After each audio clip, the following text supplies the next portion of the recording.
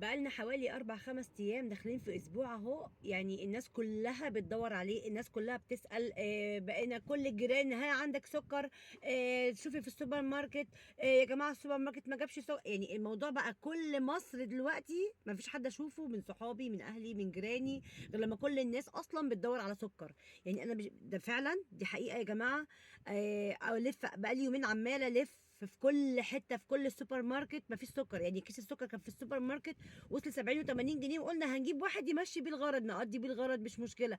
لكن توصل حتى ده اصلا مش موجود. طب انا لو ما قدرت ان انا اجيب كيس سكر ب 70 80 جنيه، في ناس تانية ما عندهاش المقدره ان هي تجيب كيس سكر ب 70 80 جنيه. انا لو عندي قدره اجيبه دلوقتي مش هقدر اجيبه بعد كده. انا ممكن اجيبه مره اقضي بيه الغرض، لكن بعد كده هيفضل بنفس السعر ده. ده اولا. ثانيا انا عايزه افهم حاجه، هو اصلا مش موجود ليه؟ يعني انا عايزه افهم إيه لما يطلع نشره بتقول ان مسكوا كذا طن ما اعرفش كام الف طن سكر، في ناس محتكراه. طب هو راح فين؟ ما طلعش السوق ليه؟ محتكرينه ليه؟ يعني انا مش فاهمه، اهو انتوا محتكرينه، يعني ده احتكار في للسكر والله العظيم بجد، عشان تيجوا بعد كده ينزل بسعر اغلى من الاول. ما حرام من اللي بيحصل ده. انا لو اشتريته النهارده مش هقدر اشتريه بعد كده. والناس اللي في الشارع، الناس اللي هنا، الناس الطبيعيه اللي غلابه دول هيجيبوا منين كيس سكر ب 100 جنيه كل شويه؟ انا واحده من الناس ما اقدرش اجيب كل شويه كيس سكر ب 100 جنيه. هتقول لي ما انت عندك في التموين. انا واحده من الناس ما عنديش بطاقه تموينيه، وكتير جدا زي ما عندهمش بطاقه تموينيه، فبضطر اجيب من السوبر ماركت. ما هو مش كده. يعني 4 5 ايام داخلين في اسبوع دلوقتي ما فيش حد لاقي كيس سكر. يعني انا مش عارفه بصراحه انتوا عايزين توصلوا الناس لحد فين. قالوا لي لو عايزه سكر بسعر رخيص انزلي منافذ الجيش اللي هي ايه، منتشره في مصر. فقلنا ننزل على منافذ الجيش نجيب سكر زي الناس. اقسم بالله العظيم انا كان نفسي اصور المنظر، لولا بس ان هو يعني ده شعبي ودي بلدي ودول يعتبروا ناسي، استحاله ان انا اطلعهم بالمنظر ده. الناس واقفه طوابير كانها جايه تشحت. اقسم بالله العظيم اكتر من 200 شخص واقفين طوابير كانهم جايين يشحتوا عشان ياخدوا كيس سكر. ياخدوا كيس سكر. يعني انا مش فاهمه انتوا عايزين توصلوا الناس لايه. انا واحده من الناس ما اقدرش اقف في طابور زي ده. شفت اتخضيت، قلت هو بيوزعوا لحمه ولا بيعملوا ايه؟ قال لك لا ده هنا عشان السكر.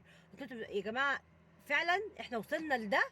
انتوا عايزين توصلوا الناس؟ حرام عليكم. الشعب والناس اللي واقفه في الشارع دي ناس كبيره جايه من اخر الدنيا عشان تاخد كيس سكر. يعني بجد والله العظيم انزلوا، اي حد بيشوف الفيديو ده ينزل يشوف كده اي منافذ بيها الجيش، يشوف الناس واقفه ازاي طوابير عشان تاخد كيس سكر ولا تاخد لحمه بسعر قليل ولا. ليه يا جماعه بتعملوا في الناس كده؟ ليه بتعملوا في الناس كده؟ ده الطبيعي بتاع الطبيعي 1 2 3 سكر شاي زيت اكل، لقمه، اي حاجه، سكن عيش ميه اي حاجه. لكن انتوا عمالين تقفلوا على كل حاجه مش للدرجه دي. يعني انتوا عمالين تضغطوا على الناس بطريقه يعني غير ادميه بجد. يعني انا واحده من الناس اب وام لاولادي، وفي ناس زي كتير ستات زي كتير عماله تعصر في نفسها كده عشان الدنيا تمشي. بس لحد امتى بقى هنفضل نضغط ونعصر في نفسنا؟ يعني لحد امتى؟ انا في ناس بقى اتعصرت واتفرمت وخلاص بتدفن. فانا مش هستنى لما اتدفن بصراحه. انا مش هستنى لما اتدفن انا وولادي.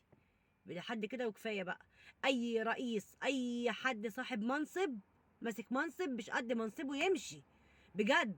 حته بقى نشرب من عطشنا وناكل من جوعنا والجو اللي انتوا بتعيشونا فيه ده، لا لا لا لا كفايه بقى. لا لا لا انا من سنه 83 قال لك هتطلعوا من عنق الزجاجه. محدش طلعنا لسه لحد دلوقتي. فانا خلاص 40 سنه. اللي غيري بقى اللي طالعين دول ولادي والدنيا، ابني يجي يقول لي 100000 جنيه اجيب شيبسي وكاراتيه.